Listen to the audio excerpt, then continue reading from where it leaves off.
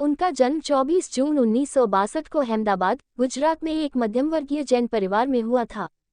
उनके पिता का नाम शांतिलाल और माता का नाम शांति अदानी था।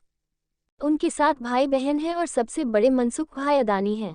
परिवार आजीविका की तलाश में उत्तरी गुजरात के थरद शहर से पलायन कर गया। उनके पिता एक छोटे कपड़ा व्यापारी थे। जब वह किशोर थे तो 1978 में वे मुंबई चले गए और महेंद्र ब्रदर्स के लिए हीरा सॉर्टर के रूप में काम करना शुरू कर दिया। उन्होंने वहां लगभग 2-3 वर्षों तक काम किया और बाद में उन्होंने मुंबई के झवेरी बाजार में अपनी खुद की डायमंड ब्रोकरेज फर्म की स्थापना की। गौतम के बड़े भाई मनसुख भाई अदानी ने वर्ष 1981 में अहमदाबाद में एक प्लास्टिक इकाई खरीदी और गौतम को उनके साथ संचालन के प्रबंधन में काम करने के लिए आमंत्रित किया।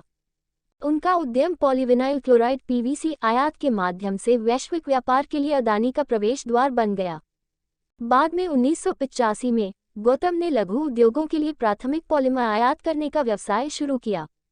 व्यवसाय के बाद उन्होंने 1988 में अदानी एक्सपोर्ट्स की स्थापना की।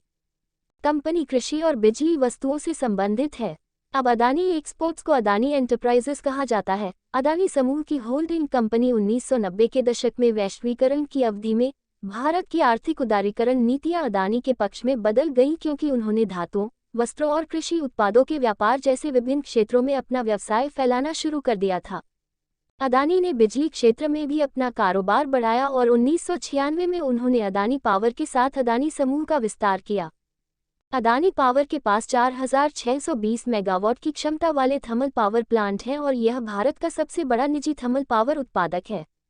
गौतम अदानी भी उन लोगों में से एक थे जो 2008 में मुंबई आतंकी हमले के दौरान फंस गए थे क्योंकि वह ताज होटल में ठहरे थे। बाद में उसे सकुशल बचा लिया गया।